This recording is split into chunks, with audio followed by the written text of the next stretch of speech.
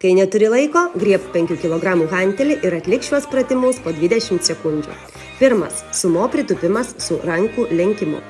Toliau kojos pečių plotyje, tiesia nugarą pasilenkiame į priekį ir atliekame įtūpstą atgal, stūmiant hantelį į viršų. Atliekame vienai ir kitai pusiai. Tiesia nugarą pasilenkiame į priekį, stūmėme dubenį atgal. Kol šlaunys laikome įtampoje, paeiliui lenkiame alkūnę palei kūną ir iškvepiame, jaučiame nugaros raumenis. Pakeliame hantelį virš galvos ir paeiliui lenkiame prie vienos ar kitos kojos.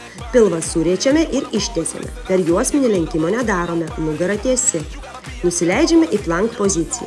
Pasidedame hantelį tarp delnų. Tai viena, tai kita ranka, padedame hantelį priešai save ir kita ranka grąžiname. Atsigulame ant nugaros, sulenkiame kojas, viena ranka su iškvėpimu stumėme hantelį į viršų, kad papildomai padirbėtų ir presiukas, galvą ir pečius pakeliame. Visus pratimus pakartojame 4 kartus.